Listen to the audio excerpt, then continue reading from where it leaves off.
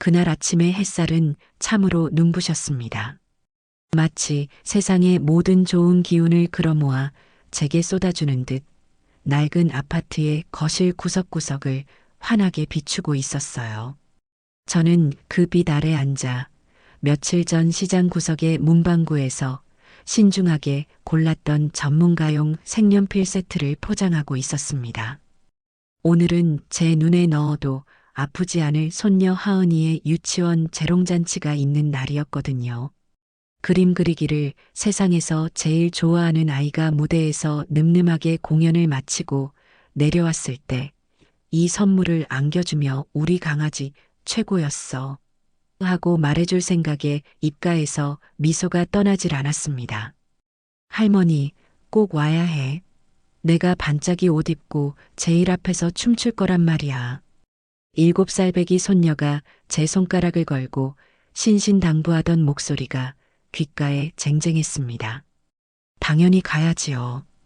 내 손녀, 내 희망. 녀석의 웃음소리 하나가 제 삶의 이유이자 고된 날들의 피로회복제였으니까요. 준비를 위해 방으로 들어섰습니다.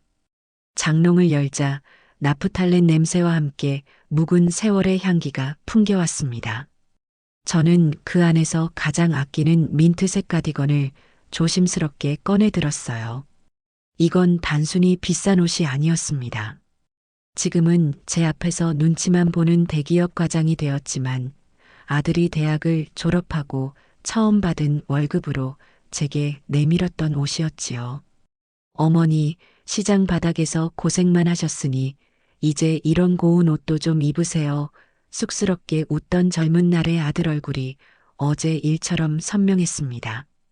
그 옷을 입는 날은 제게는 여전히 아들에 대한 자랑과 애틋함으로 가슴이 벅차오르는 특별한 날이었어요. 화장대 거울 앞에 앉아 분첩을 가볍게 두드렸습니다. 거울 속에는 어느새 머리카락보다 흰머리가 더 많아진 늙은 여인이 앉아 있었지요. 깊게 팬 주름은 그간의 고생을 증명하는 훈장이라고 스스로 위로했지만 손녀의 친구들에게 초라한 할머니로 보이고 싶지 않은 마음에 조금 더 공을 들였습니다. 모든 준비를 마치고 나니 제법 단정하고 고운 모습에 스스로도 만족스러웠습니다. 그래, 이만하면 우리 하은이 기를 죽이지는 않겠지. 기분 좋게 방문을 열고 거실로 나섰습니다. 하은아, 할미 다 됐다. 늦기 전에 어서 가자. 제 목소리에 소파 위에서 인형의 머리를 빗겨주던 하은이가 고개를 번쩍 들었습니다. 아이는 제게로 쪼르르 달려와서는 발레리나처럼 한 바퀴 빙 돌며 제 모습을 꼼꼼히 뜯어보았어요. 그러다 갑자기야 하는 작은 탄성을 내뱉으며 멈춰섰습니다. 아이의 동그란 눈이 제 발끝에 고정되었지요. 할머니, 양말이 짝짝이야. 아이의 목소리에는 어떠한 악이나 비난도 없었습니다. 그저 세상의 모든 것이 신기한 7살 아이의 순수한 발견이었을 뿐. 이런 우리 하은이가 매의 눈이네 하며 저도 제 발을 내려다보았습니다. 아이 말대로였습니다. 새벽녘 어두운 서랍 속에서 더듬더듬 꺼내 신은 양말이 한쪽은 옅은 아이보리색, 다른 한쪽은 그와 거의 흡사하지만 분명히 다른 새하얀 백색이었어요. 어머나 세상에. 할머니가 정신이 없었나 보다. 얼른 갈아 신고 올게 그렇게 웃으며 돌아서려던 바로 그 순간이었습니다. 어머니, 지금 제정신이세요? 얼음장같이 차갑고 날카로운 목소리가 등 뒤에서 비수처럼 날아와 꽂혔습니다. 안방에서 나온 며느리 배서연이었습니다. 그녀는 언제나처럼 팔짱을 낀 채 벌레라도 보는 듯한 눈빛으로 저를 위아래로 훑어내렸습니다. 그 눈빛에는 제가 입은 고운 블라우스도 손녀를 보러 가는 설렘도 그 어떤 인간적인 존중도 담겨 있지 않았어요. 오직 노골적인 경멸과 짜증만이 가득했습니다. 그 꼴로 하은이 유치원에 가시겠다고요? 온 동네 사람들 앞에 나서서 우리 집안 망신시키려고 작정하셨어요? 아가, 그게 아니라 내가 늙어서 눈이 침침한지 미쳐보지를 못했구나. 금방 갈아 신으려고 했어. 보지를 못해요? 변명도 가지가지시네요. 요즘 들어 자꾸 깜빡깜빡 하시더니 이제 하다 양말까지 짝짝이로 신고 다니시고. 정말이지 제가 스트레스 받아서 못 살아요. 어머니 때문에.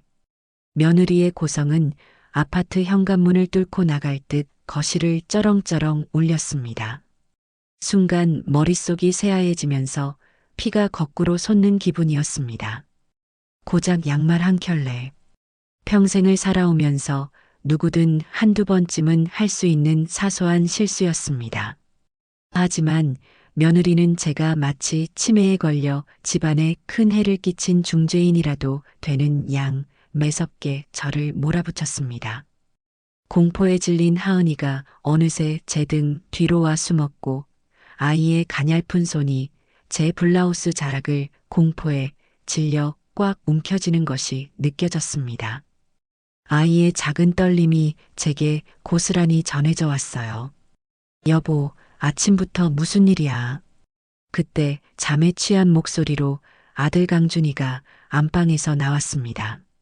저는 혹시나 하는 마음에 마지막 남은 기대를 담아 아들을 쳐다보았습니다. 하지만 아들은 짝짝이인 제 양말과 머리끝까지 화가 나 이글거리는 아내의 얼굴을 번갈아 보며 그저 안절부절 못할 뿐이었습니다. 여보, 그만 좀 해. 엄마가 일부러 그러셨겠어. 피곤하셔서 실수 좀 하실 수도 있는 거지. 아들의 힘없는 변명은 성냥불 옆에 놓인 휘발유 통과도 같았습니다. 며느리는 기다렸다는 듯이 아들에게로 화살을 돌렸습니다. 당신은 제발 좀 빠져 있어. 이게 그냥 실수로 보여? 당신 눈에는 이게 그냥 사소한 실수로 보이냐고. 지난번엔 가스 불 위에 공국 냄비 올려놓고 까맣게 다 태워 먹을 뻔하시고, 지지난번엔 현관 비밀번호 잊어버리셔서 1시간 동안 밖에서 쩔쩔매셨어. 이게 다 치매 초기 증상 아니면 뭔데? 당신 어머니가 우리 하은이 데리고 나가서 길이라도 잃어버리면 어떡할 건데? 회사에 있는 당신이 책임질 거야? 아니, 그래도 말이 너무 심하잖아. 내가 심해? 난 사실만 말하는 거야. 당신은 평생 당신 엄마니까 괜찮겠지. 하지만 난 아니야. 내가 왜 어머니의 늙고 병든 뒤치다꺼리까지 책임져야 하는데? 당신이 회사에서 돈 많이 벌어와서 간병인이라도 붙여줄 거 아니면 제발 아는 척 좀 하지 마. 아들은 더 이상 아무 말도 하지 못했습니다. 그저 고개를 푹 숙인 채 아내의 악독한 말을 묵묵히 듣고만 있었지요. 저는 그 순간 깨달았습니다. 제 아들은 이미 오래전에 저 여자의 남편이 되어 나를 버렸다는 것을요. 젊은 날 그가 처음 사준 이 민트색 가디건을 받아들고 세상을 다 얻은 듯 기뻐했던 제 모습이 아득한 옛날 이야기처럼 느껴졌습니다. 지금 제가 입은 이 옷은 아들의 효심이 담긴 선물이 아니라 과거의 영광을 잊지 못하는 늙은이의 초라한 코스프레에 불과했어요. 며느리는 아들을 완벽하게 제압했다고 생각했는지 다시 제게로 시선을 돌렸습니다. 이번에는 한층 더 차가운 목소리였습니다. 그리고 어머니, 이 집이 어머니 명의로 되어 있다고 아직도 어머니 집인 줄 아세요? 관리비며 세금이며 생활비 전부 다 우리 강준 씨 월급에서 나가고 있어요. 사실상 저희가 어머니를 부양하고 있는 거라고요. 그런데 이렇게 매일 사고나 치시고 저희한테 미안한 마음도 없으세요? 그 말은 제 가슴에 박힌 비수에 소금을 뿌리는 격이었습니다. 평생 시장에서 모은 돈으로 장만한 내 유일한 재산인 이 집. 아들 내외가 편히 살았으면 하는 마음에 기꺼이 내어준 내 보금자리였습니다. 그런데 이제 와서 저를 얹혀 사는 식충이 취급을 하는 것이었습니다. 온몸의 피가 차갑게 식는 것을 느끼며 저는 며느리를 똑바로 쳐다보았습니다. 제 눈빛에 담긴 분노를 읽었는지 며느리는 잠시 주춤했지만 이내 결심한 듯 현관으로 성큼성큼 걸어가 문을 활짝 열어젖혔습니다. 11월의 차가운 바람이 거실 안으로 칼날처럼 파고들었습니다. 나가세요. 지금 뭐라고 했니? 나가시라고요, 어머니.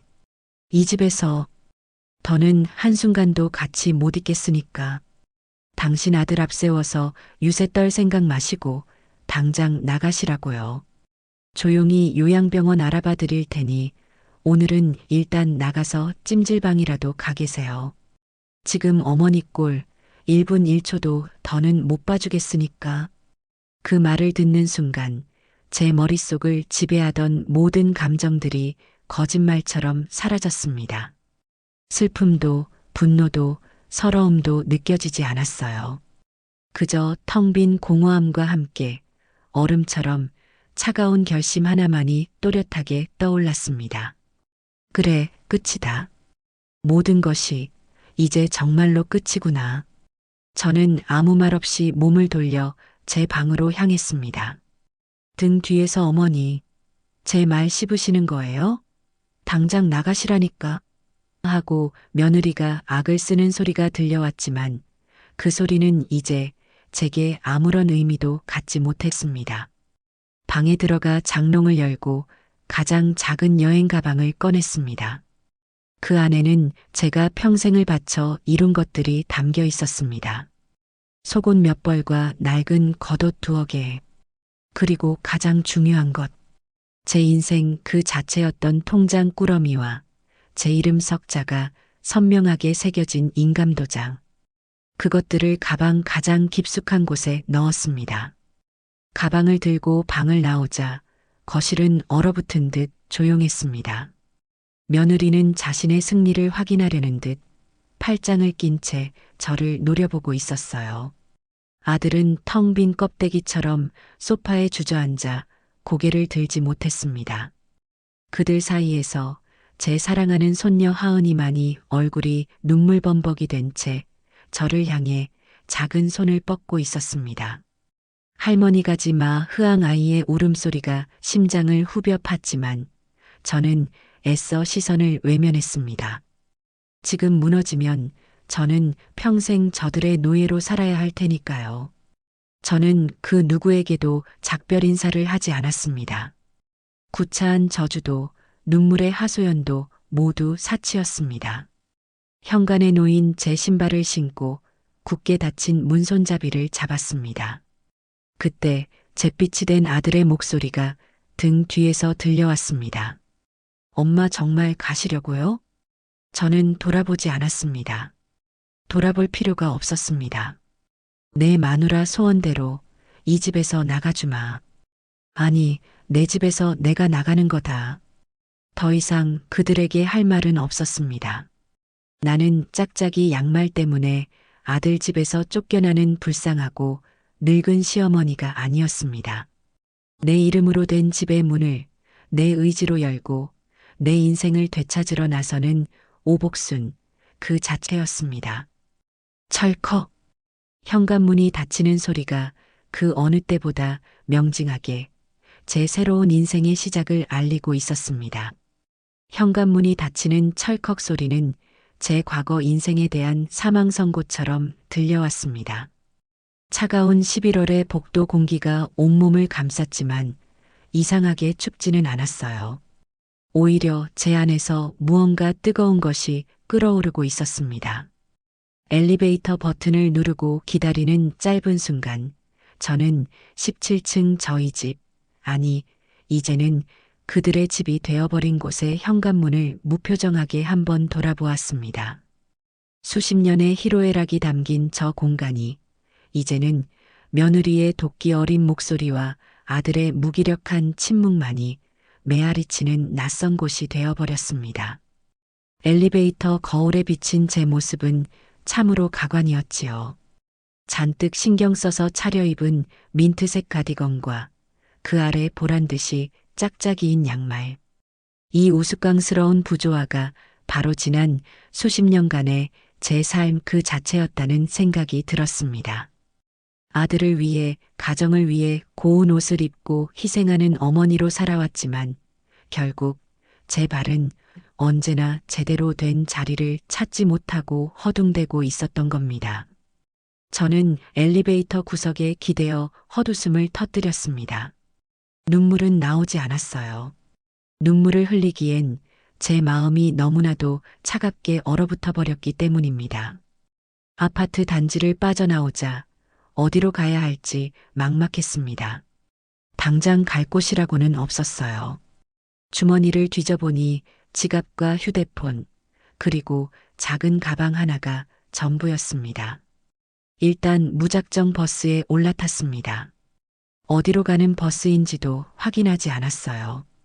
그저 저를 이 지긋지긋한 동네에서 최대한 멀리 데려다 주기만 하면 된다고 생각했습니다.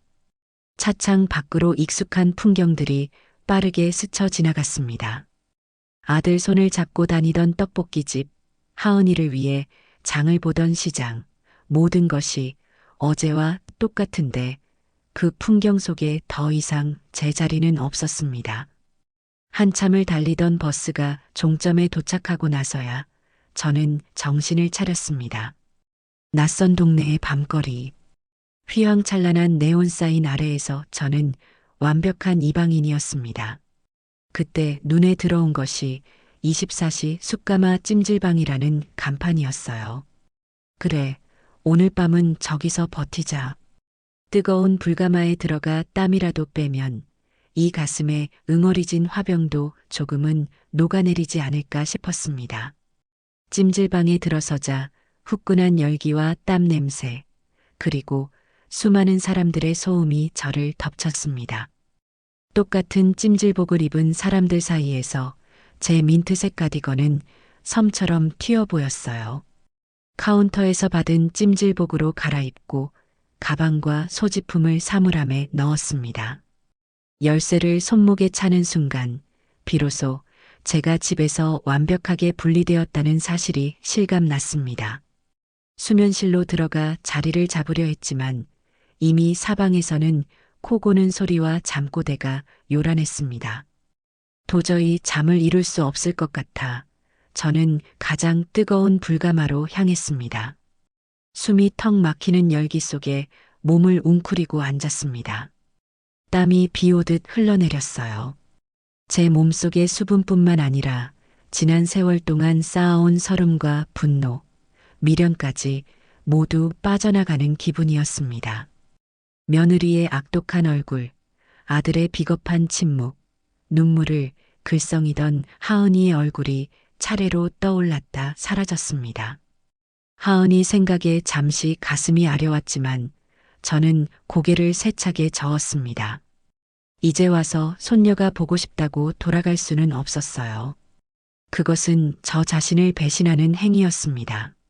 저는 이곳에서 하룻밤을 버티고 내일 아침이 되면 내 인생을 정리하기 위한 첫걸음을 떼기로 결심했습니다. 다음 날 아침 찜질방의 뻑뻑한 공기 속에서 눈을 떴습니다. 온몸이 쑤시고 찌뿌둥했지만 정신은 오히려 더없이 맑았어요. 어젯밤 뜨거운 불가마 속에서 저는 이미 모든 계획을 세워두었습니다. 첫 번째 목적지는 은행이었습니다. 가장 가까운 은행 지점을 찾아 들어서자 아침부터 분주한 직원들의 모습이 보였습니다. 저는 번호표를 뽑고 차분히 제 차례를 기다렸습니다. 어떻게 오셨습니까, 고객님? 젊고 친절해 보이는 남자 직원이 저를 맞았습니다. 저는 가방 깊숙한 곳에서 통장 꾸러미를 꺼내 창구 위에 올려놓았습니다. 여기 있는 예금이랑 적금, 주식까지 전부 해지해서 이 통장 하나로 합쳐주세요. 제 말에 직원의 눈이 동그래졌습니다. 그는 통장들을 하나하나 넘겨보더니 믿을 수 없다는 표정으로 저를 쳐다봤어요. 사모님, 금액이 상당히 큰데 정말 전부 해지하시려는 겁니까? 혹시 요즘 유행하는 보이스피싱 같은 거에 당하신 건 아닌지요? 직원의 걱정 어린 말투에 저는 희미하게 웃었습니다. 그런 거 아니에요. 그냥 내 돈 내가 좀 쓰려고요. 평생 모으기만 하고 살아봤으니 이제는 쓰면서 살아봐야 하지 않겠어요? 제 단호한 말투에 직원은 더 이상 묻지 않고 묵묵히 업무를 처리하기 시작했습니다. 수십 년간 시장 좌판에서 먼지를 뒤집어쓰며 밥을 굶어가며 악착같이 모은 돈이었습니다. 아들 대학 보내고 장가 보내고 남은 돈은 노후의 아들에게 짐이 되지 않으려고 묻어두었던 돈. 그 돈이 이제 온전히 저를 위한 자금이 되어 돌아오는 순간이었어요. 은행 업무를 마치고 나니 제 손에 들린 통장의 잔고는 제가 평생 만져본 적 없는 큰 액수가 되어 있었습니다. 하지만 기쁘기보다는 오히려 덤덤했어요. 다음 목적지는 부동산이었습니다. 저는 망설임 없이 아들 내외가 살고 있는 아파트 근처의 부동산 중개소로 향했습니다. 어서 오세요. 중개인이 저를 반갑게 맞았습니다. 저는 바로 본론으로 들어갔습니다. 저 앞에 있는 아파트 1705, 그거 내놓으려고요. 네, 1705요? 그거 지금 사모님 아드님이 살고 계신 곳 아닙니까? 동네에서 오래 영업을 한 중개인은 제 사정을 대충 알고 있는 눈치였습니다.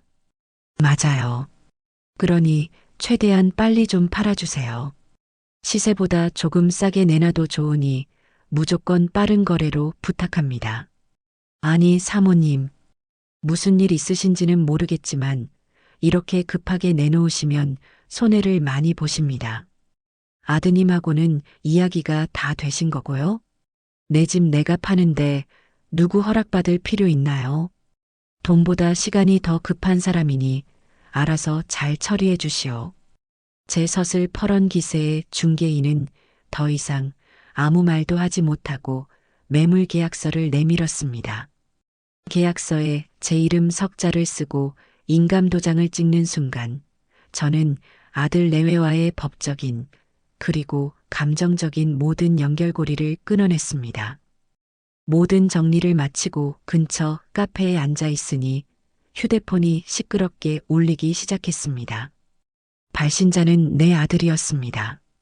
수십 통의 부재중 전화가 찍혀 있었지만 받지 않았습니다. 그러자 이번에는 장문의 문자가 도착했어요. 엄마, 잘못했어. 서연이도 지금 반성하고 있어. 제발 전화 좀 받아. 집에는 왜 안 들어와? 어디야? 같은 레퍼토리의 반복이었습니다. 저는 그 문자를 표정 없이 삭제했습니다. 잠시 후 다시 전화가 걸려왔습니다. 이번에는 받아야겠다고 생각했어요. 마지막으로 확실하게 끝을 맺어야 했습니다. 엄마. 수화기 너머로 아들의 잠긴 목소리가 들려왔습니다. 엄마, 어디야? 걱정돼서 미치는 줄 알았어. 어제부터 대체 어디서 뭘 한 거야? 서연이가 너무 심했어. 내가 대신 사과할게. 걔도 지금 울고불고 난리야. 자기가 정신이 나갔었다고. 그러니까 제발 응? 집에 들어와, 엄마. 저는 아들의 구차한 변명을 가만히 듣고 있다가 나지막이 입을 열었습니다. 강준아. 엄마. 말해. 이제 그 집은 너희 집이 아니다. 뭐? 그게 무슨 소리야, 엄마. 오늘 부동산에 내놨으니 조만간 집 보러 사람이 갈 게다. 집 비워줄 준비 미리 해둬라. 내 마누라가 나더러 찜질방이라도 가라더구나. 이제 너희가 찜질방을 가든 처갓집으로 들어가든 알아서 살 길 찾아보거라. 수화기 너머로 아들의 거친 숨소리가 들려왔습니다. 충격으로 말을 잇지 못하는 듯 했어요. 엄마, 제발 왜 이래. 내가 다 잘못했어. 내가 무릎이라도 꿇을게. 그러니까 제발. 늦었다. 너가 네 마누라 앞에서 입을 닫고 침묵했을 때 너랑 나랑은 이미 끝난 거야. 나는 더 이상 너의 엄마가 아니고 너도 내 아들이 아니다. 그러니 다시는 나를 찾지 마라. 저는 그 말을 끝으로 미련 없이 통화 종료 버튼을 눌렀습니다. 그리고 곧바로 휴대폰 전원을 꺼버렸습니다. 세상과의 모든 연결을 차단하는 마지막 의식이었습니다. 창밖으로 보이는 도시의 풍경은 여전히 분주했지만 더 이상 그 풍경은 저를 불안하게 하지 않았습니다. 저는 이제 아무 것에도 얽매이지 않은 완벽하게 자유로운 존재가 되었으니까요. 이제 어디로든 갈 수 있었습니다. 휴대폰 전원을 끈 채로 며칠을 허름한 모텔에서 보냈습니다. TV도 보지 않고 신문도 읽지 않았어요. 오직 앞으로의 삶에 대해서만 생각했습니다. 통장에 찍힌 두둑한 돈은 제게 선택의 자유를 주었습니다. 아들 내외 근처에서 그들의 불행을 지켜보며 복수심을 불태울 수도 있었지만 그런 삶은 제 자신을 갉아먹을 뿐이라는 것을 잘 알고 있었습니다. 저는 완벽하게 새로운 곳에서 아무도 저를 모르는 곳에서 오복순이라는 이름 하나로 다시 시작하고 싶었어요. 모텔방에 있는 낡은 컴퓨터를 켜고 조용한 섬이라는 단어를 검색했습니다. 수많은 섬들의 사진과 정보가 화면을 가득 채웠습니다. 너무 유명한 관광지는 싫었고 그렇다고 너무 외진 무인도 같은 곳도 곤란했습니다. 그러다 우연히 노을섬이라는 이름의 작은 섬을 발견하게 되었습니다. 대한민국에서 가장 아름다운 석양을 볼 수 있는 곳. 사진 속의 노을은 마치 온 세상을 따뜻하게 끌어안으려는 듯 붉고도 온화한 빛을 뿜어내고 있었습니다. 그 사진을 보는 순간 심장이 두근거렸습니다. 그래, 저곳이다. 내 남은 인생은 저 노을처럼 따뜻하고 평화로울 수 있다면 더 바랄 것이 없겠다 싶었어요. 노을섬으로 가는 길은 멀고도 험난했습니다. 서울역에서 출발하는 KTX를 타고 4시간을 달려 남쪽 끝의 항구 도시로 향했습니다. 기차 안에서 제 옆자리에는 젊은 연인이 앉아 서로에게 과자를 먹여주며 끊임없이 속삭이고 있었어요. 그 모습을 보니 문득 저도 남편과 연애하던 시절이 떠올랐습니다. 무뚝뚝하기 짝이 없던 사람이었지만 제 손이 차가워지면 말없이 자기 외투 주머니에 제 손을 넣고 주물러주던 따뜻함이 있었지요. 아련한 추억에 잠시 잠겼다가 고개를 저으며 생각을 떨쳐냈습니다. 과거에 얽매여서는 안 돼요. 저는 지금 미래로 가는 길이니까요. 항구 도시에 도착해서는 다시 시외버스를 타고 1시간을 더 들어가야 했습니다. 버스는 시골길을 덜컹거리며 달렸고 차창 밖으로는 도시에서는 볼 수 없었던 너른 들판과 낮은 산들이 펼쳐졌습니다. 버스 안에는 저처럼 나이든 할머니들이 보따리를 이고 지고 타고 있었어요. 그들의 구수한 사투리와 거친 손마디를 보며 저는 낯선 동질감을 느꼈습니다. 저들도 저마다의 사연을 안고 치열하게 살아온 인생들이겠지요. 드디어 노을섬으로 들어가는 여객선 터미널에 도착했습니다. 짠내 섞인 바닷바람이 제 뺨을 스쳤습니다.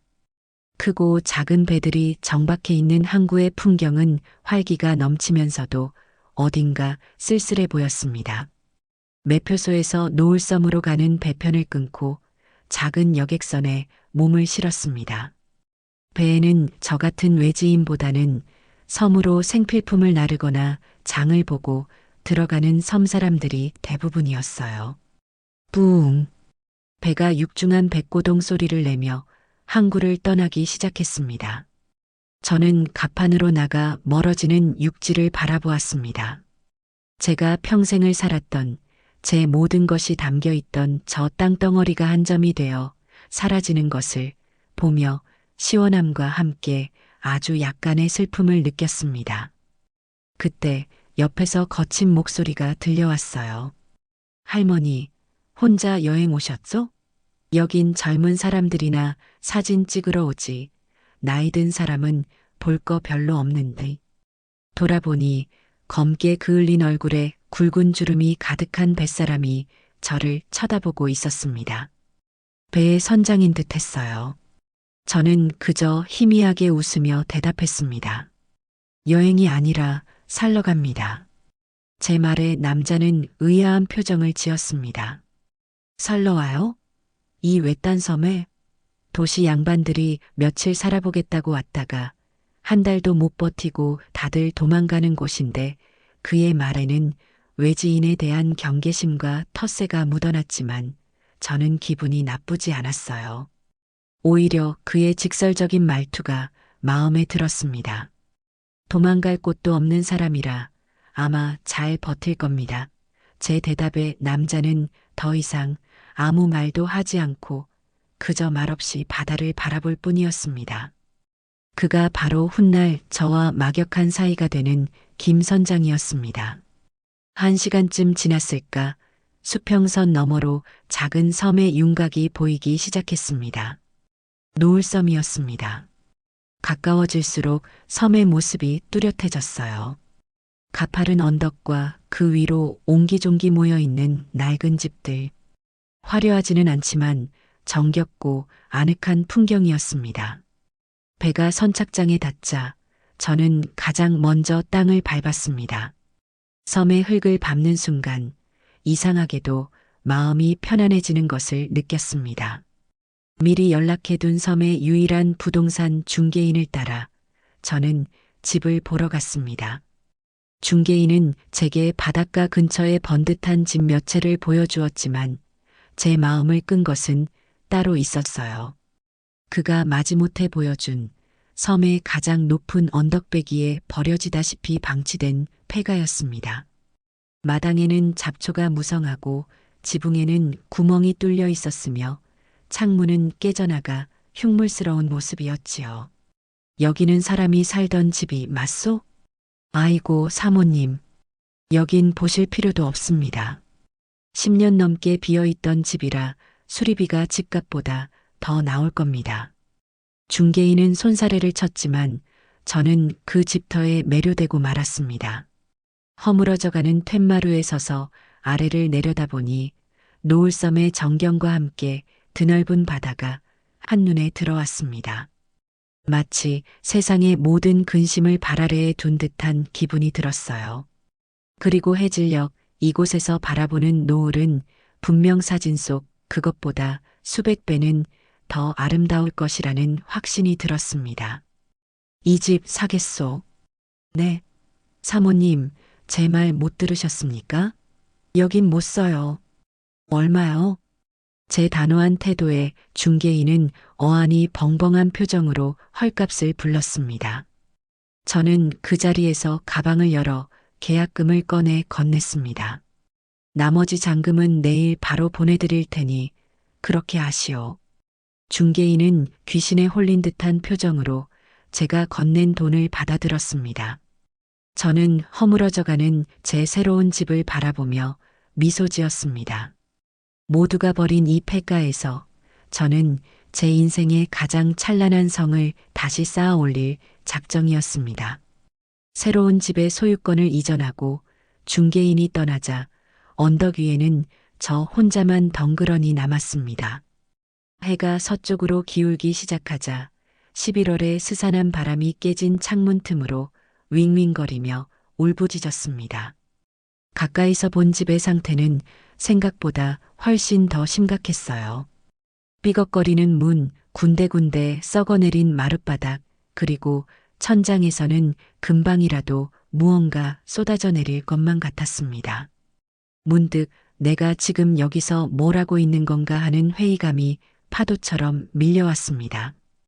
따뜻한 아랫목이 있던 서울의 아파트와 이 춥고 낯선 폐가를 맞바꾼 제 결정이 어리석게 느껴졌습니다. 그 순간 며느리의 도끼 서린 얼굴이 눈앞에 어른거렸습니다. 어머니 꼴 1분 1초도 더는 못 봐주겠으니까 라며 저를 벌레 보듯 하던 그 눈빛, 그 모멸감을 떠올리자 제 안의 후회와 나약함이 순식간에 분노와 오기로 바뀌었습니다. 그래, 이대로 무너질 수는 없지. 배서연, 내가 버린 시어미가 이 폐허 위에서 어떻게 다시 일어서는지 똑똑히 보여주고 말겠다. 저는 허리를 곧게 펴고 주먹을 꽉 쥐었습니다. 그날 밤은 제 인생에서 가장 춥고 긴 밤이었습니다. 전기도 들어오지 않아 중개인이 두고 간 낡은 손전등 하나에 의지해야 했어요. 이불이라고는 가방에 챙겨온 얇은 담요 하나뿐이었습니다. 바람이 들지 않는 구석에 몸을 웅크리고 누웠지만 바닥에서 올라오는 냉기에 온몸이 덜덜 떨렸습니다. 낡은 집은 밤이 되자 온갖 소리를 만들어냈습니다. 바람에 덜컹거리는 문짝 소리, 정체 모를 짐승이 마루 밑을 긁는 소리, 멀리서 들려오는 파도 소리까지 그 모든 소리가 저를 비웃는 것처럼 들려왔어요. 외로움이 뼈를 파고드는 것 같았습니다. 뜬 눈으로 밤을 새우고 동이 트는 것을 보고 나서야 저는 자리에서 일어났습니다. 뻣뻣하게 굳은 몸을 움직여 집 밖으로 나가자 믿을 수 없는 풍경이 펼쳐졌습니다. 밤새 저를 괴롭히던 바다가 아침 햇살을 받아 은빛으로 반짝이고 있었어요. 맑고 상쾌한 공기를 폐부 깊숙이 들이마시자 밤사이 저를 짓누르던 불안감이 조금은 가시는 듯 했습니다. 저는 그 풍경을 보며 다짐했습니다. 오늘은 울고 있을 시간이 없다고. 이 집을 사람 사는 곳으로 만드는 것이 급선무였습니다. 그날부터 저는 전쟁을 치르듯 집을 청소하고 수리하기 시작했습니다. 가장 먼저 마당을 뒤덮은 잡초를 제거하는 일부터 시작했어요. 평생 호미 한 번 잡아본 적 없는 제게는 몹시 고된 일이었습니다. 몇 시간 동안 허리를 굽혀 잡초를 뽑고 나니 온몸의 마디마디가 비명을 질렀습니다. 하지만 잡초가 거치고 맨땅이 드러날수록 제 마음속의 응어리도 조금씩 풀어지는 것 같았습니다. 며칠간 혼자 끙끙대며 폐허와 씨름하는 동안 마을 사람들은 멀찍이서 저를 구경할 뿐이었습니다. 도시에서 온 이상한 할머니가 귀신 나오는 폐가를 사서 혼자 살고 있다는 소문은 이미 섬 전체에 퍼져 있었지요. 제가 마을의 작은 구멍가게에 생필품을 사러 갈 때면 그들은 노골적인 호기심과 경계심이 뒤섞인 눈으로 저를 힐끔거렸습니다. 먼저 말을 걸어오는 사람도 인사를 받아주는 사람도 없었어요. 그들의 묵묵한 시선 속에서 저는 완벽한 이방인이었습니다. 그러던 어느 날 오후 썩은 문짝을 떼어내려 안간힘을 쓰고 있을 때였습니다. 낡은 경첩은 녹이 슬어 꿈쩍도 하지 않았고 제 힘으로는 어림도 없었지요. 땀을 뻘뻘 흘리며 낑낑대고 있는데 언덕 아래에서 누군가 저벅저벅 걸어오는 소리가 들렸습니다. 돌아보니 며칠 전 배 위에서 만났던 김 선장이었습니다. 그는 팔짱을 낀 채 못마땅한 표정으로 제가 하는 양을 지켜보고 있었어요. 그렇게 해서 해지기 전에는 문짝 하나 떼겠소? 무뚝뚝한 말투는 여전했습니다. 저는 멋쩍게 웃으며 대답했어요. 이게 보기보다 고집이 세네요. 힘으로만 하는 게 아니오. 연장이 있어야지. 그는 그렇게 툭 쏘아붙이고는 아무 말 없이 뒤돌아 언덕을 내려갔습니다. 도와주지도 않을 거면서 말은 하고 속으로 투덜거리는데 잠시 후 김 선장이 낡은 연장 상자를 들고 다시 나타났습니다. 그는 제게 아무 말도 없이 쇠지렛대를 문틈에 끼워 넣고는 몇 번 힘을 주어 움직였습니다. 그러자 그렇게 꿈쩍도 않던 문짝이 끼익 소리를 내며 맥없이 떨어져 나갔습니다. 고맙습니다. 김 선장은 제 인사에 대꾸도 없이 연장 상자에서 망치와 못 몇 개를 꺼내더니 위태롭게 덜렁거리던 창틀을 뚝딱거리며 고정시켜 주었습니다. 그의 손길은 투박했지만 매우 능숙했어요. 한참 동안 묵묵히 집을 손봐주던 그는 일이 끝나자 연장을 챙겨들고 다시 훌쩍 떠나려고 했습니다. 저는 다급하게 그를 불렀습니다. 저기 선생님, 그냥 가시면 어떡해요. 뭐라도 대접을 해야 하는데. 됐소. 물 한 잔이면 좋카오. 저는 불이 나게 달려가 펌프로 물을 퍼올려 시원한 물 한 바가지를 그에게 건넸습니다. 그는 물을 단숨에 들이켜고는 크어하는 소리를 내며 입가를 닦았습니다. 그리곤 저를 잠시 쳐다보더니 처음으로 희미한 미소를 보였습니다. 보통 독한 할망구가 아니구만. 여튼 그러다 몸살나니 쉬엄쉬엄 하시오. 그것이 섬사람에게서 들은 첫 번째 따뜻한 말이었습니다. 김 선장이 무심하게 툭 던지고 간 그 말 한마디와 그가 고쳐준 튼튼한 창틀이 패어갔던 제 마음에 처음으로 꽂힌 희망의 씨앗이었습니다. 그날 밤 저는 오랜만에 다리를 뻗고 편안하게 잠이 들었습니다. 김 선장의 도움을 시작으로 저는 조금씩 섬 생활에 적응해 나갔습니다. 돈을 들여 전기를 연결하고 낡은 수도관도 교체했어요. 매일같이 쓸고 닦고 조이고 기름치는 일을 반복하자 흉물스럽던 폐가는 점차 사람이 사는 집의 구색을 갖추어 갔습니다. 볕이 잘 드는 마당에는 작은 텃밭을 일구어 상추와 깻잎, 고추 같은 것들을 심었습니다. 흙을 만지고 제 손으로 키운 채소가 자라는 것을 보는 일은 제게 큰 위안을 주었습니다. 몸은 고되고 외로움이 사무칠 때도 있었지만 서울에서의 삶보다 훨씬 마음이 편안했어요. 더 이상 며느리의 눈치를 볼 필요도 아들의 무기력함에 절망할 필요도 없었습니다. 오직 저 자신을 위해 하루를 살아가면 되는 삶. 그것만으로도 충분히 만족스러웠습니다. 그러던 어느 날 허기진 배를 채우기 위해 섬에 단 하나뿐인 식당을 찾아갔습니다. 허름한 식당에는 저 말고도 관광객으로 보이는 몇몇 손님들이 있었지요.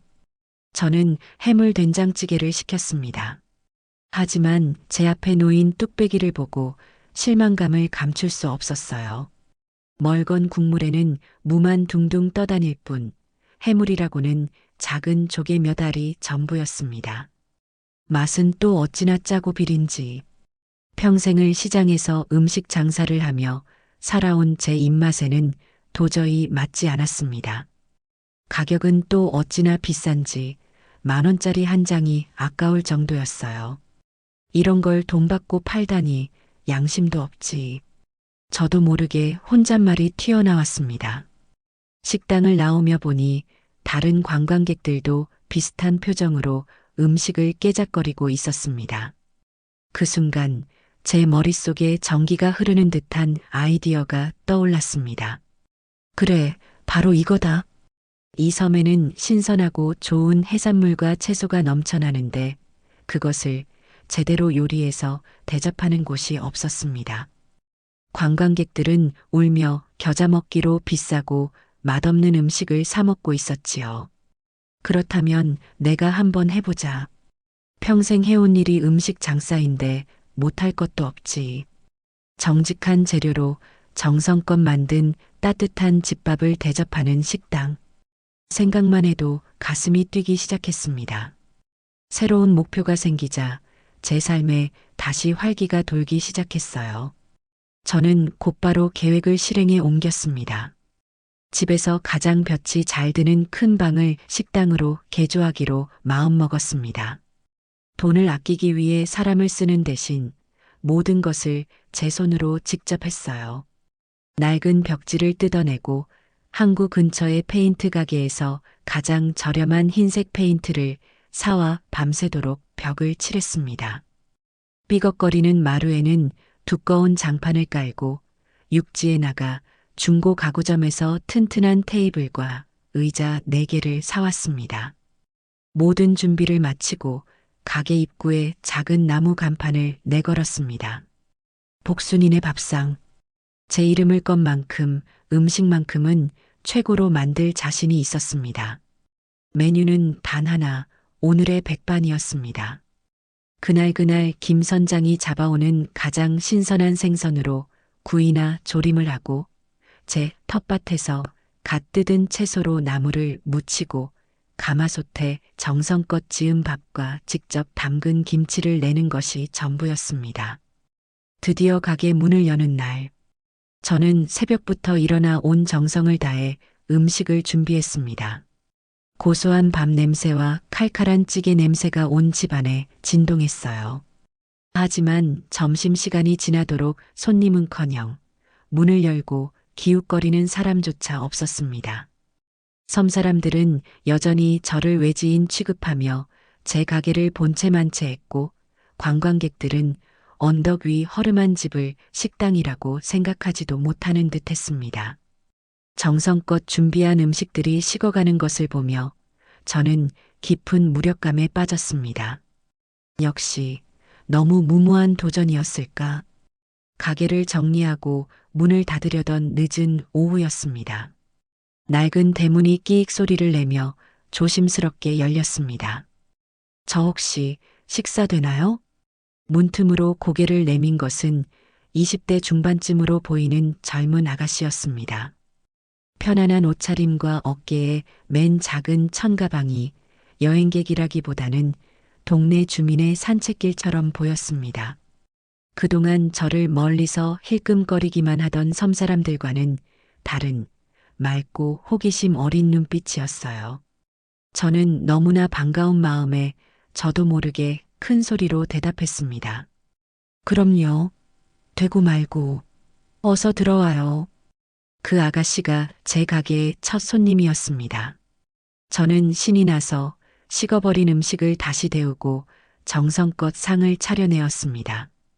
그녀는 시장했던지 제가 차려준 백반을 정말 맛있게 먹기 시작했어요. 우와 대박. 할머니, 이거 진짜 파시는 거예요? 저희 엄마 밥보다 훨씬 맛있어요.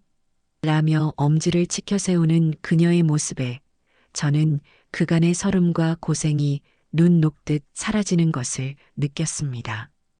그녀는 식사를 마친 후 제게 이것저것을 물어왔습니다. 어쩌다 이 외딴 언덕에 식당을 열게 되었는지, 메뉴는 왜 하나뿐인지, 저는 제 사연을 숨김없이 털어놓았습니다. 며느리에게 쫓겨난 이야기까지는 하지 않았지만 새로운 인생을 시작하고 싶어 이곳에 왔다고 말했지요. 제 이야기를 가만히 듣던 그녀가 자신을 소개했습니다. 저는 유진이라고 해요, 할머니.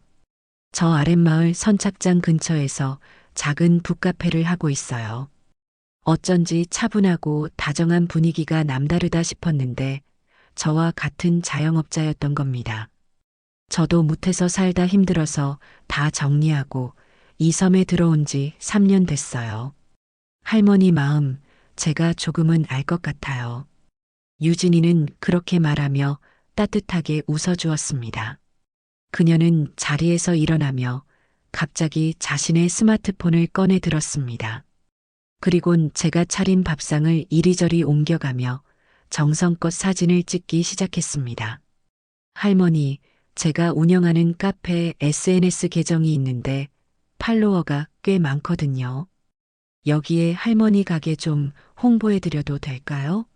이렇게 맛있는 집이 알려지지 않는 건 우리 섬의 큰 손실이에요. 저는 그런 것이 무엇인지 잘 몰랐지만 고맙다는 인사를 했습니다. 유진이는 활짝 웃으며 가게를 나섰고 그날 저녁 그녀는 정말로 자신의 카페 SNS에 노을섬의 새로운 보물, 복순이네 밥상이라는 제목으로 제 가게를 소개하는 글을 올렸습니다. 그녀가 찍은 먹음직스러운 밥상 사진과 함께 다음 날 거짓말 같은 일이 벌어졌습니다. 유진이의 글을 본 젊은 여행객 두세 팀이 제 가게를 수소문해서 찾아온 것입니다. 그들은 모두 제 음식을 맛보고는 감탄을 금치 못했고 또 다른 후기들을 인터넷에 올리기 시작했습니다. 그렇게 복순이네 밥상은 아주 조금씩 하지만 분명하게 세상에 알려지기 시작하고 있었습니다. 폐어갔던 제 인생에 드디어 따스한 밥 짓는 연기가 피어오르고 있었습니다. 유진이가 인터넷이라는 곳에 올린 글의 힘은 실로 대단했습니다. 그 주 주말부터 제 허름한 식당 앞에는 거짓말처럼 사람들이 줄을 서기 시작했어요.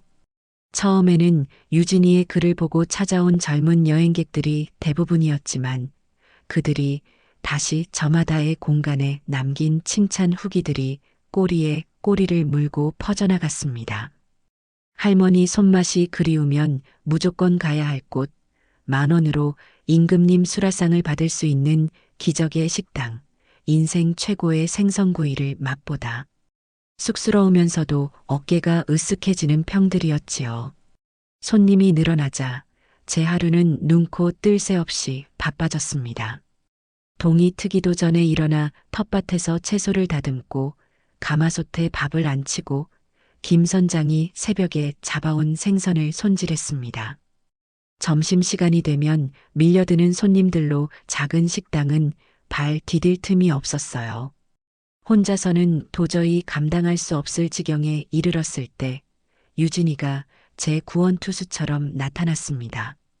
자신의 카페 문을 잠시 닫고 달려와 주문을 받고 상을 치우는 일을 돕기 시작한 것이지요. 아가, 너도 내 장사해야지. 왜 여기서 고생이야? 나는 괜찮아. 할머니, 제가 좋아서 하는 거예요. 그리고 저도 손님인데 이렇게 맛있는 집이 저 때문에 너무 바빠져서 못 먹게 되면 슬프잖아요. 그녀는 그렇게 너스레를 떨며 제 곁을 지켰습니다. 우리는 어느새 사장과 손님 혹은 동네 할머니와 젊은 아가씨의 관계를 넘어섰습니다. 고된 하루의 장사를 마치고 툇마루에 나란히 앉아 식은 밥에 물을 말아 먹는 저녁 시간은 그 어떤 산의 진미보다도 달콤했어요. 유진이는 제게 인터넷으로 좋은 식자재를 주문하는 법을 알려주었고 저는 그녀에게 돌아가신 그녀의 어머니가 끓여주셨다던 된장찌개의 맛을 재현해 주었습니다. 그녀는 제 어깨를 주물러 주었고 저는 그녀의 헝클어진 머리를 빗어 주었습니다. 우리는 피 한 방울 섞이지 않았지만 세상에서 가장 든든한 가족이 되어가고 있었습니다. 김 선장 역시 층층거리면서도 가장 든든한 제 지원군이었습니다. 그는 매일 아침 가장 좋고 신선한 생선들을 따로 빼두었다가 제게 가져다 주었고 오늘 물 좋은 놈으로 가져왔으니 실력 발휘 제대로 해보쇼라며 툭 던지는 한마디로 저를 응원해 주었습니다. 주말에 손님이 너무 많아 재료가 떨어지면 자신의 배를 몰고 나가 추가로 고기를 잡아다 주기도 했어요. 섬 사람들의 시선도 점차 달라졌습니다. 처음에는 경계심 가득한 눈으로 저를 보던 그들도 이제는 길에서 마주치면 먼저 인사를 건네고 텃밭에서 키운 것이라며 호박이나 감자를 슬쩍 건네주고 가기도 했습니다. 구멍가게 주인 아주머니는 제게 할 맛이 장사 잘 된다고 너무 무리하지는 말어. 늙으면 골병 들어라며 무심한 척 걱정을 해주었지요. 저는 더 이상 이 섬의 이방인이 아니었습니다. 그러던 어느 날 제 인생을 또 한 번 뒤바꿀 사건이 찾아왔습니다. 무태서 온 번듯한 차 한 대가 제 식당 앞까지 낑낑대며 올라왔어요. 차에서 내린 사람은 방송국 PD라고 자신을 소개했습니다. 그는 대한민국 방방곡곡 숨겨진 진짜 맛을 찾아서라는 프로그램을 만드는데 제 식당에 대한 소문을 듣고 한달음에 달려왔다고 했습니다. 선생님, 저희가 선생님의 식당을 전국에 소개하고 싶습니다.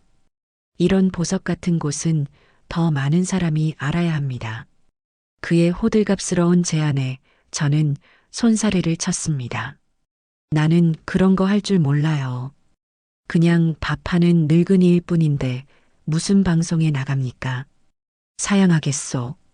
저는 유명해지는 것이 두려웠습니다.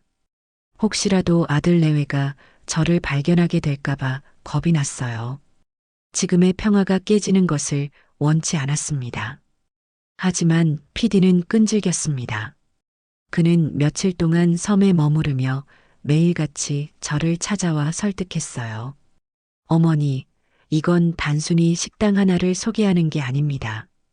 어머니의 인생과 철학이 담긴 음식을 통해 지친 사람들에게 위로를 주는 방송을 만들고 싶습니다. 제가 계속해서 거절하자 그는 유진이와 김 선장에게로 방향을 돌렸습니다. 두 사람은 그의 설득에 완전히 넘어가 버렸지요. 할머니, 이건 정말 좋은 기회예요. 할머니의 음식이 얼마나 훌륭한지 세상 사람들이 다 알게 해줘야죠. 그래, 복순이 할망구. 뭘 그렇게 빼기만 하는 거요? 이 김 선장이 보증하는 맛인데 뭐가 두렵소?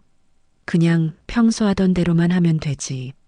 두 사람의 성화에 저는 결국 못 이기는 척 고개를 끄덕이고 말았습니다. 며칠 후 커다란 카메라와 조명 장비를 든 방송 스태프들이 제 작은 식당을 가득 메웠습니다. 저는 어색하고 부끄러웠지만 유진이와 김 선장의 응원을 받으며 평소처럼 음식을 만들기 시작했습니다. 카메라는 투박한 제 손과 텃밭의 싱싱한 채소, 그리고 가마솥에서 김이 모락모락 피어나는 밥을 정성스럽게 담아냈습니다. 인터뷰를 할 때는 제 기구한 사연에 대해서는 말을 아꼈습니다. 그저 도시 생활에 지쳐 조용한 곳에서 새로운 삶을 시작하고 싶었다고만 둘러댔지요. 대신 유진이와 김 선장이 제목까지 다 해주었습니다. 우리 할머니 음식은요, 그냥 음식이 아니에요. 약이에요, 약. 먹고 있으면 돌아가신 저희 엄마 생각이 나서 자꾸 눈물이 나요. 이 할망구가 보통 내기가 아니요. 저 작은 몸으로 이 폐가를 혼자 다 고치고 저렇게 훌륭한 밥상을 차려내는 걸 보면 존경스럽다니까. 우리 섬의 복덩이지, 복덩이. 촬영이 끝나고 PD는 제 손을 꼭 잡으며 말했습니다. 선생님, 정말 감사합니다. 분명히 좋은 방송이 될 겁니다. 저는 그저 모든 것이 빨리 끝나기만을 바랄 뿐이었습니다. 그 방송이 어떤 나비 효과를 불러일으킬지 그때의 저는 상상조차 하지 못했습니다. 방송이 나가는 날 저는 유진이의 카페에 있었습니다. 유진이가 자신의 카페에 있는 커다란 TV로 다 같이 보자며 섬 사람들을 불러 모은 것이었지요. 김 선장을 비롯해 구멍가게 아주머니, 어촌계장님까지 저와 안면이 있는 섬 사람들이 모두 모여 쑥덕거리고 있었습니다. 저는 쑥스럽고 민망해서 구석에 조용히 앉아 있었지만 모두의 관심은 제게 쏠려 있었어요. 드디어 방송이 시작되었습니다. 잊혀진 섬에서 피어난 기적의 밥상이라는 거창한 제목과 함께 노을섬의 아름다운 풍경이 화면을 가득 채웠습니다. 그리고 곧이어 제 식당과 제 모습이 화면에 나타났지요. TV 속에 저는 몹시 낯설었습니다. 투박하고 주름진 제 손이 슬로우 모션으로 채소를 다듬고 생선을 굽는 모습이 전문가의 손길처럼 보였습니다. 가마솥에서 피어오르는 김은 신비로운 안개처럼 연출되었고 제가 끓인 된장찌개는 세상에서 가장 위대한 요리처럼 보였어요. 제 음식을 맛본 리포터는 눈을 동그랗게 뜨고 호들갑을 떨었습니다. 이건 맛의 차원을 넘어선 영혼을 위로하는 맛입니다. 그의 과장된 칭찬에 카페 안의 섬 사람들이 모두 와하하고 웃음을 터뜨렸습니다. 유진이와 김 선장의 인터뷰가 나올 때는 가슴이 뭉클해졌습니다. 저를 엄마 같다고 복덩이라고 말해주는 그들의 진심이 화면을 넘어 제게 고스란히 전해져 왔기 때문이지요. 방송은 저를 도시의 삶을 버리고 자연으로 돌아와 인생 이막을 연 철학자처럼 포장하고 있었습니다. 방송이 끝나자 카페 안은 박수와 환호성으로 가득 찼습니다. 복순이 할매, 완전 스타 다 됐네. 이제 우리 섬에 할매 보러 사람들 엄청 오겄다. 모두가 진심으로 저를 축하해 주었습니다. 저는 어색하게 웃으며 고맙다는 말만 반복했지만 마음 한구석이 불안한 것은 어쩔 수 없었습니다. 제발 그들만은 이 방송을 보지 않았기를. 하지만 제 바람은 처참하게 짓밟혔습니다. 같은 시각 서울의 한 아파트. 집을 팔고 나오기 전 제가 살던 바로 그 집이었습니다. 집을 급하게 처분한 탓에 아들 내외는 아직 이사갈 집을 구하지 못하고 있었지요. 집주인이 바뀐 후에도 월세를 내며 잠시 더 머물기로 한 상태였습니다. 그들은 어색한 침묵 속에서 저녁을 먹으며 TV를 보고 있었습니다. 여보, 채널 좀 돌려봐. 재미없어. 배서연이 짜증 섞인 목소리로 말했습니다. 최강주는 말없이 리모컨을 들어 채널을 돌렸습니다. 그러다 한 채널에서 멈칫했습니다. 화면 가득 익숙한 섬의 풍경이 펼쳐지고 있었기 때문입니다. 저기, 왜 그래? 배서연이 고개를 들었을 때 화면에는 제 얼굴이 클로즈업 되어 나오고 있었습니다. 복순이네 밥상이라는 간판과 함께 두 사람의 손에 들려있던 숟가락이 동시에 땡그랑 소리를 내며 바닥으로 떨어졌습니다. 어머니? 최강주는 자신의 눈을 의심하며 중얼거렸습니다. 배서연은 경악을 금치 못했습니다. 짝짝이 양말을 신고 쫓겨났던 치매 초기 증상을 보이던 그 초라한 시어머니가 TV에 나와 맛집 명인 행세를 하고 있었습니다. 화면 속에 저는 너무나도 평온하고 행복해 보였어요. 세상에 저 영감탱이가 저기 섬에 가서 저러고 있었단 말이야? 배서연의 목소리가 부들부들 떨렸습니다. 리포터가 제 식당의 성공 신화를 이야기할 때 그녀의 눈은 탐욕으로 번뜩이기 시작했습니다. 주말에는 번호표를 뽑고 기다려야 할 정도, 월 매출은 웬만한 중소기업 부럽지 않다는 식의 과장된 멘트가 흘러나오자 그녀는 이성을 잃었습니다. 저 돈 저거 다 우리 돈인데, 저 집도 원래 우리 거였잖아. 저 영감탱이가 우리 재산 빼돌려서 저기서 혼자 호의호식하고 있었던 거야. 그녀는 제게 쫓겨난 후 제가 가진 돈이라고는 아파트 한 채가 전부일 것이라고 생각했습니다.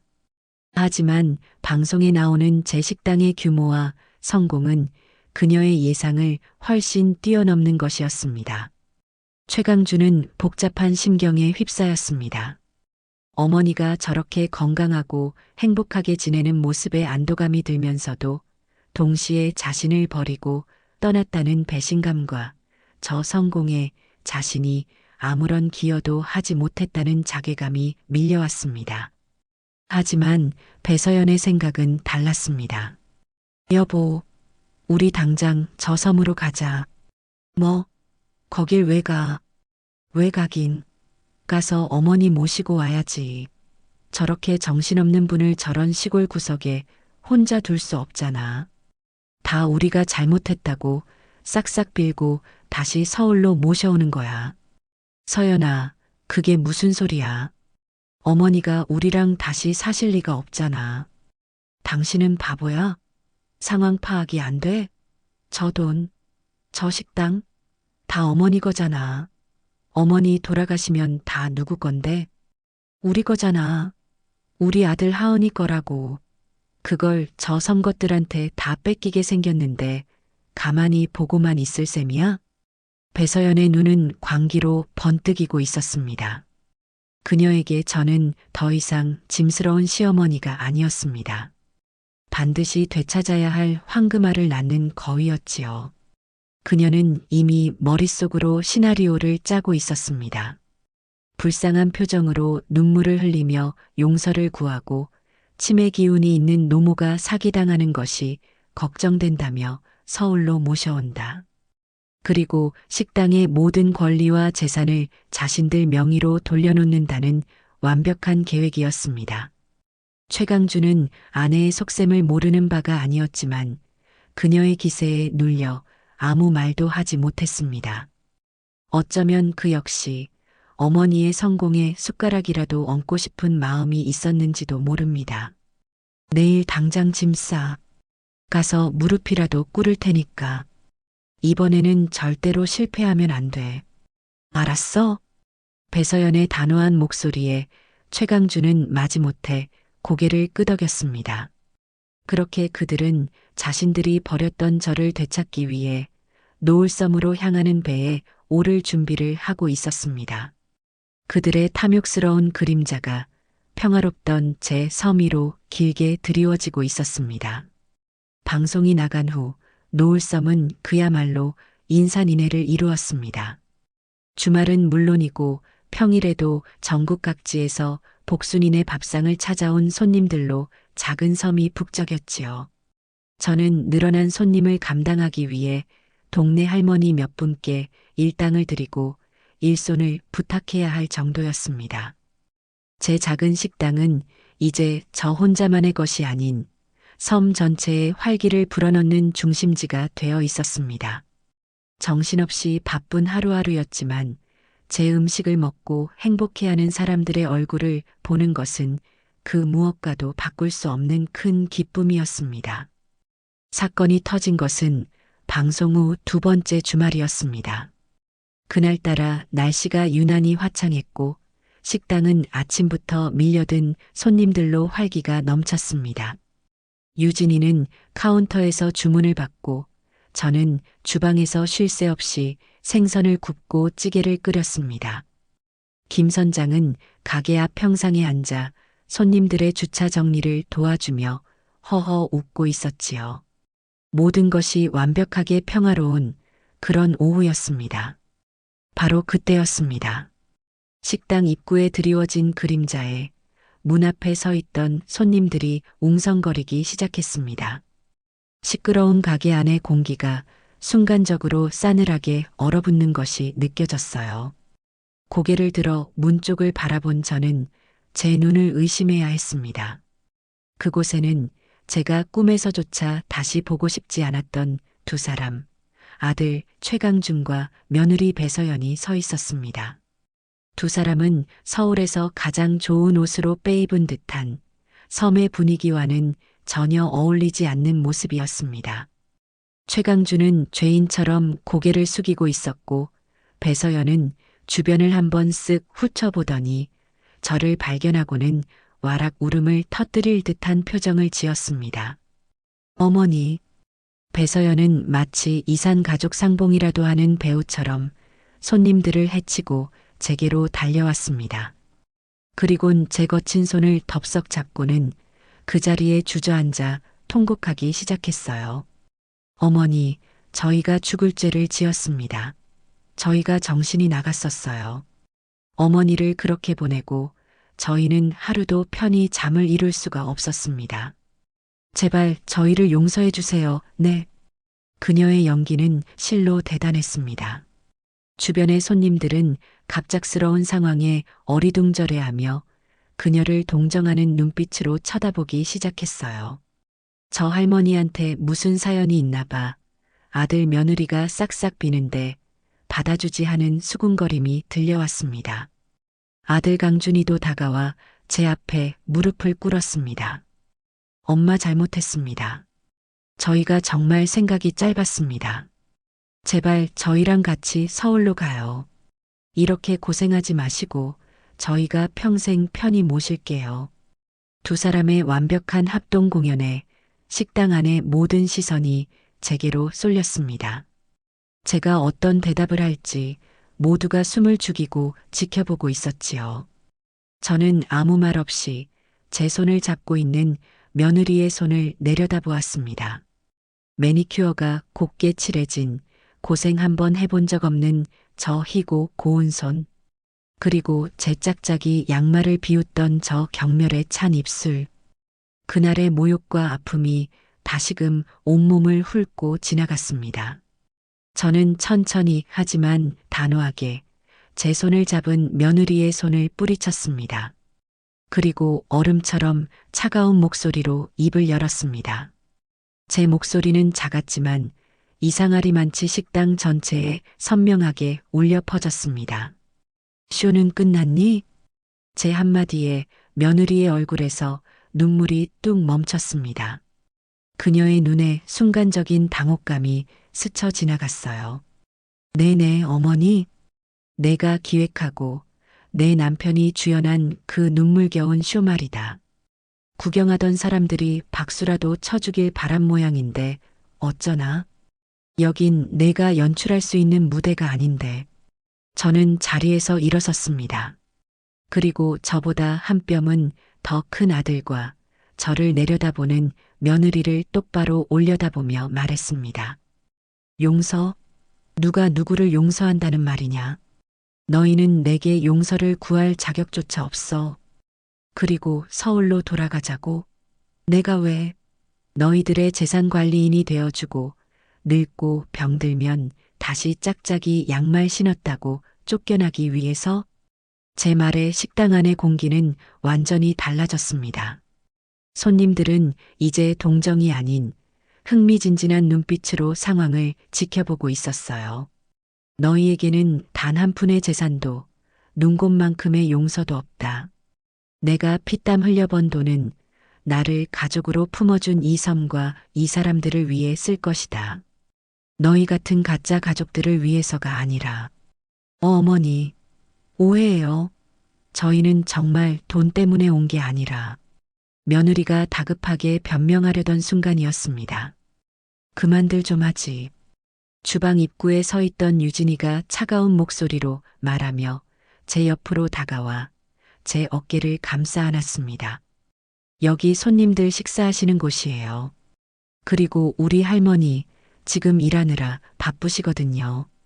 두 분은 손님도 아니신 것 같으니 그만 나가주시죠. 유진이의 단호한 태도에 며느리는 내가 뭔데 끼어들어 라며 소리를 질렀습니다. 바로 그때 가게 입구를 막고 서 있던 김 선장의 우렁찬 목소리가 터져 나왔습니다. 이 아줌마가 어디서 큰 소리야. 여기가 어딘 줄 알고 행패를 부려.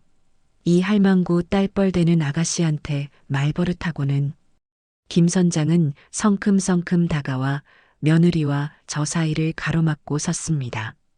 그의 커다란 등은 세상에서 가장 튼튼한 벽처럼 느껴졌습니다. 댁들 같은 사람들은 우리 섬에 발 들릴 자격도 없어. 당장 꺼지지 못해. 그것이 신호탄이었습니다. 식당 안에 있던 동네 할머니들, 그리고 상황을 파악한 몇몇 단골 손님들까지 자리에서 일어나 그들에게 삿대질을 하기 시작했습니다. 남의 귀한 식당 와서 무슨 깽판이야. 어르신한테 하는 짓 좀 보게. 천벌을 받을 것들.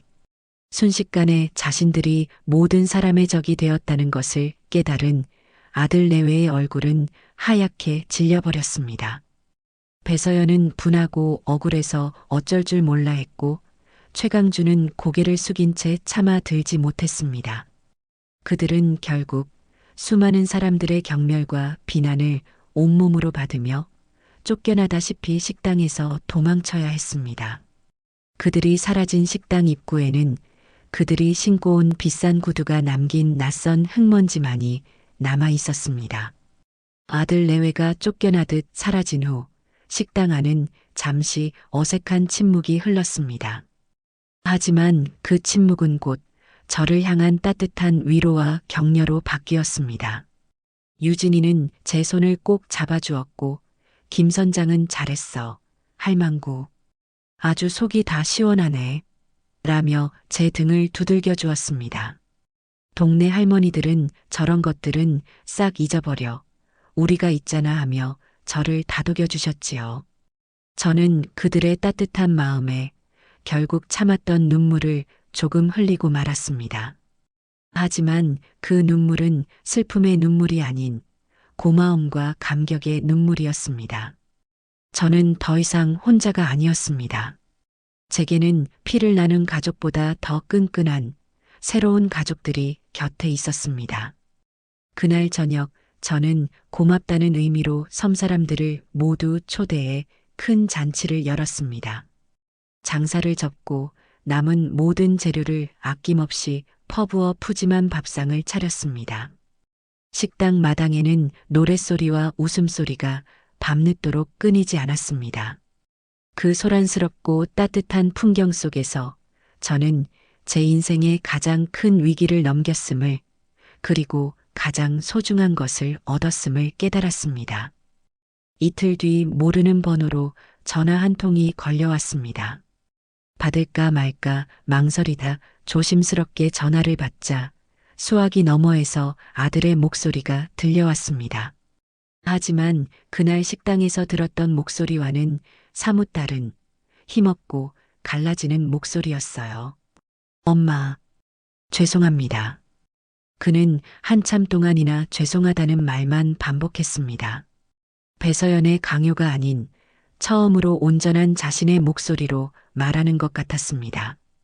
그날 식당에서 엄마가 행복해 하시는 모습을 보니 제가 얼마나 큰 죄를 지었는지 알 것 같았어요.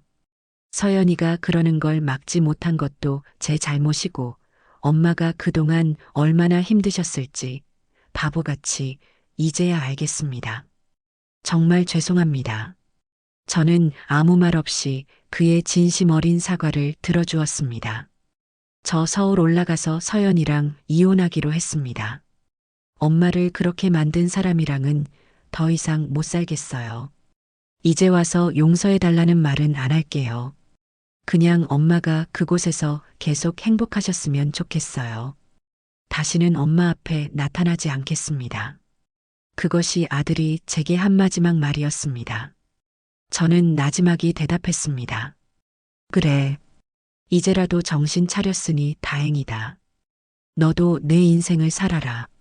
전화를 끊고 저는 짙푸른 섬의 밤하늘을 올려다보았습니다. 아들에 대한 마지막 미련과 원망이 밤하늘의 별똥별처럼 아득하게 사라지는 것을 느꼈습니다. 이제 정말로 제 과거는 완벽하게 정리되었습니다. 며칠 후 저는 중대한 결심을 하고 섬의 어촌계장님을 찾아갔습니다. 그리고 제가 식당을 해서 번 돈의 일부를 내놓으며 말했습니다. 계장님, 이 돈으로 우리 섬 아이들을 위한 장학재단을 하나 만들고 싶습니다. 제 말에 계장님은 눈을 동그랗게 뜨고 놀라셨어요. 아니, 복순이 할매, 이게 무슨 소리요? 이걸 어떻게 해? 이 섬이 저를 다시 살게 해주었습니다. 폐가에서 떨고 있던 저를 품어주고 가족이 되어주었잖습니까? 그러니 저도 이 섬의 빚을 갚고 싶습니다. 우리 섬 아이들이 돈 걱정 없이 공부해서 훌륭한 사람이 되어 다시 이 섬으로 돌아올 수 있다면 더 바랄 게 없겠어요. 저는 또한 낡고 비가 새던 마을회관을 보수하는 데에도 큰 돈을 보탰습니다. 처음에는 모두가 극구사양했지만 저의 진심 어린 설득에 결국 받아들여 주셨지요. 그 소문이 퍼지자 섬 사람들은 저를 이전보다 더욱 존경하고 아껴주었습니다. 그들은 더 이상 저를 육지에서 온 할머니가 아닌 우리 섬의 큰어른으로 대접해 주었습니다. 저는 그저 제가 받은 것을 돌려주었을 뿐인데 오히려 더 큰 사랑과 존경을 돌려받게 된 것입니다. 저는 식당 한편에 작은 가공시설을 만들었습니다. 그리고 유진이의 도움을 받아 복순이네 밥상의 대표 메뉴인 생선조림과 장아찌 종류를 밀키트로 만들어 인터넷으로 판매하기 시작했습니다. 섬의 할머니들을 고용하여 일자리를 만들고 섬의 특산물만을 사용하여 제품을 만들었지요. 저의 작은 식당은 이제 섬 전체의 경제에 활력을 불어넣는 어엿한 사회적 기업으로 성장하고 있었습니다. 폐허 위에 홀로 서 있던 제가 이제는 수많은 사람과 함께 미래를 심고 희망을 가꾸고 있었습니다. 그 소란스러웠던 날로부터 다시 5년이라는 세월이 흘렀습니다. 강산이 절반쯤 변한다는 시간 동안 노을섬은 그리고 제 삶은 아주 많은 것이 변했습니다. 제 작은 식당 복순이네 밥상은 이제 섬의 랜드마크가 되었습니다. 처음 시작했던 허름한 집 옆으로 번듯한 별채가 들어섰고 그곳에서는 유진이가 어엿한 사장이 되어 식단과 온라인 사업체 전체를 총괄하고 있었지요. 저는 이제 주방에 거의 들어가지 않습니다. 대신 햇살이 가장 잘 드는 창가 자리에 마련된 자리에 앉아 찾아오는 손님들과 두런두런 이야기를 나누거나 유진이가 개발한 새로운 메뉴를 시식하며 조언을 해주는 것이 제 소일거리의 전부였습니다. 제 하루는 이제 쫓기듯 시작되지 않습니다. 아침이면 새소리에 눈을 뜨고 정성껏 가꾼 텃밭의 채소들에게 아침 인사를 건네는 것으로 시작되지요. 천천히 아침 식사를 하고 언덕을 따라 산책하며 섬 사람들과 인사를 나눕니다. 어르신, 오늘도 정정하십니다. 복순이 할매, 이따 회관에 마실 나오셔. 이제 저를 향한 그들의 목소리에는 어떠한 경계심도 낯섦도 없었습니다. 그저 오랫동안 함께해온 진짜 가족을 대하는 따뜻함과 존경만이 담겨 있었어요. 제가 세운 작은 장학재단은 5년 동안 제법 많은 아이의 학비를 지원했습니다. 그리고 바로 작년 가을 재단의 첫 번째 장학생이었던 아이가 서울에 있는 좋은 대학교의 간호학과에 합격했다며 부모님과 함께 제게 큰절을 하러 찾아왔습니다. 아이는 제 손을 꼭 잡고 눈물을 글썽이며 말했습니다. 할머니 덕분이에요. 할머니가 아니었다면 저는 대학교 갈 꿈도 꾸지 못했을 거예요. 열심히 공부해서 꼭 할머니처럼 아픈 사람들을 돕는 멋진 간호사가 되어 이 섬으로 돌아올게요. 그 아이의 말에 저는 돈으로는 결코 살 수 없는 커다란 보람과 행복을 느꼈습니다. 제가 이 섬에 뿌린 씨앗이 이제는 튼튼한 나무로 자라나 새로운 희망의 열매를 맺기 시작한 것입니다. 어느 맑은 가을날 오후였습니다. 평소처럼 툇마루에 앉아 꾸벅꾸벅 졸고 있는데 섬에 하나뿐인 우체부 아저씨가 제게 다가와 편지 한 통을 건넸습니다. 어르신, 편지 왔습니다. 무태서 왔네요. 우체부 아저씨가 건넨 편지 봉투는 하얗고 깨끗했습니다. 발신인의 이름은 적혀 있지 않았지만 봉투 뒷면에 쓰인 낯익은 글씨체를 보는 순간 저는 이 편지가 누구에게서 온 것인지 직감할 수 있었습니다. 심장이 아주 잠시 희미하게 내려앉는 듯 했지만 이내 평온을 되찾았습니다. 저는 우체부에게 고맙다는 인사를 하고 편지를 들고 한참 동안 앉아 있었습니다. 한참의 시간이 흐른 뒤 저는 조심스럽게 편지 봉투를 열었습니다. 그 안에는 정갈한 글씨체로 쓰인 편지 한 장이 들어 있었습니다. 어머니께 이 편지를 붙일까 말까 수백 번을 망설였습니다. 어머니의 평온한 삶에 제가 또다시 돌을 던지는 것은 아닐까 두려웠기 때문입니다. 하지만 단 한 번이라도 제 소식을 전하는 것이 자식으로서의 마지막 도리일 것 같아 용기를 내어 펜을 듭니다.